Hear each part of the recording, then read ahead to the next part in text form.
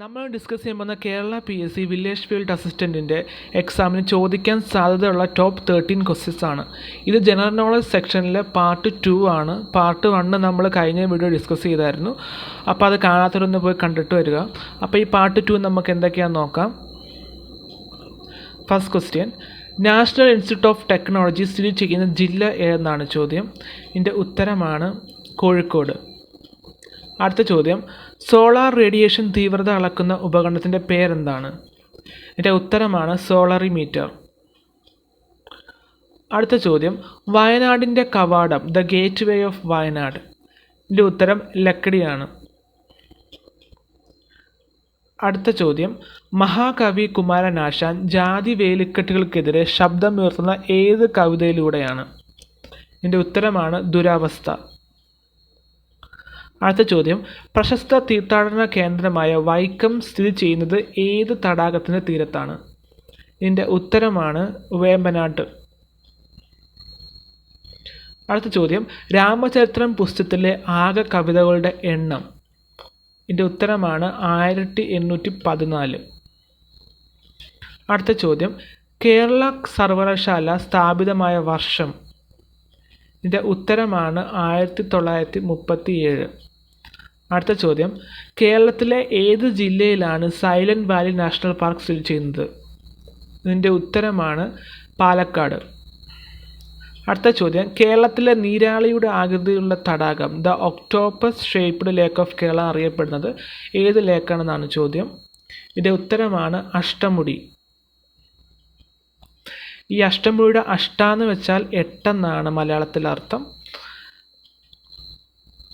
അടുത്ത ചോദ്യം, ഇന്ത്യയിൽ ഏറ്റവും കൂടുതൽ കശുവണ്ടി കയറ്റുമതി ചെയ്യുന്ന കേരളത്തിലെ ഒരു നഗരം ഏതാണെന്നാണ്? The major exporter of cashews in India. ഇതിനുള്ള ഉത്തരമാണ് കൊല്ലം. അടുത്ത ചോദ്യം, ബഹിരാകാശത്തേക്ക് പോയ ആദ്യ ഇന്ത്യക്കാരൻ ആരാണ്? രാകേഷ് ശർമ്മ. അടുത്ത ചോദ്യം, കേരള നിയമസഭയിലെ ആകെ പ്രതിനിധികളുടെ എണ്ണം. ഇതിന് ഉത്തരമാണ് 140. അടുത്ത ചോദ്യം, നാഷണൽ സയൻസ് സെൻറ്റർ സ്ഥിതി ചെയ്യുന്നത് എവിടെയാണ്? ഇതിന് ഉത്തരമാണ് ഡൽഹി. അടുത്ത ചോദ്യം, ഇന്ത്യയിലെ ആദ്യ മലയാള സിനിമ വിഗതകുമാരൻ. അടുത്ത ചോദ്യം, കേരളത്തിലെ എത്ര ജില്ലകളിൽ തീരപ്രദേശം ഉണ്ടെന്നുള്ളതാണ് ചോദ്യം. കോസ്റ്റൽ ലൈൻസ് ഉണ്ടെന്നാണ്. 9 ജില്ലകളിലാണ് കോസ്റ്റൽ ലൈൻസ് ഉള്ളത്. അപ്പോൾ ഏറ്റവും കൂടുതൽ കോസ്റ്റൽ ലൈൻ ഉള്ളത് നമ്മുടെ കണ്ണൂരിലും ഏറ്റവും കുറഞ്ഞ കോസ്റ്റൽ ലൈൻ ഉള്ളത് നമ്മുടെ കൊല്ലം ജില്ലയ്ക്കുമാണ്. അടുത്ത ചോദ്യം, കയർ എന്ന മലയാള ഇതിഹാസ നോവൽ എഴുതിയത് ആരാണ്? ഉത്തരമാണ് തകഴി ശിവശങ്കരൻ പിള്ള. അടുത്ത ചോദ്യം, ഭാരതപ്പുഴയുടെ പോഷക നദി അല്ലാത്തത് ഏതാണെന്നാണ് ചോദ്യം. അപ്പോൾ തന്നിരിക്കുന്ന ഓപ്ഷനിൽ അല്ലാത്തത് ഏതെന്നാണ്. എന്നുള്ള ഉത്തരമാണ് ചാലിപ്പുഴ. അടുത്ത ചോദ്യം, കേരളത്തിലെ മൊത്തം അന്താരാഷ്ട്ര വിമാനത്താവളങ്ങളുടെ എണ്ണം, ഇൻ്റർനാഷണൽ എയർപോർട്ടുകളുടെ എണ്ണമാണ് ചോദിച്ചിരിക്കുന്നത്. ഇതിൻ്റെ ഉത്തരമാണ് 4. അടുത്ത ചോദ്യം, താഴെ പറയുന്നവരിൽ ആരാണ് കേരള ഗാന്ധി എന്നറിയപ്പെടുന്നത്? കെ കേളപ്പൻ. അടുത്ത ചോദ്യം, ശില്പങ്ങളുടെ നഗരം എന്നറിയപ്പെടുന്ന കേരളത്തിലെ ഏത് നഗരമാണ്? ഇത് ഉത്തരമാണ് കോഴിക്കോട്. അടുത്ത ചോദ്യം, കേരളത്തിൽ നിന്ന് ആദ്യമായി അർജുന അവാർഡ് നേടിയ വ്യക്തി. എന്നുള്ള ഉത്തരമാണ് TC യോഹനൻ. അടുത്ത ചോദ്യം, മാഹി ഗാന്ധി എന്നറിയപ്പെടുന്നത് ആരെയാണ്? ഇതിൻ്റെ ഉത്തരമാണ് IK കുമാരൻ. അടുത്ത ചോദ്യം, ഇന്ത്യയിലെ സമ്പൂർണ്ണ സാക്ഷരതയുള്ള ജില്ലയായി ആദ്യമായി പ്രഖ്യാപിച്ച കേരളത്തിലെ ഒരു ജില്ല ഏതാണ്? The fully literate district of India. ഇതിനുള്ള ഉത്തരമാണ് എറണാകുളം.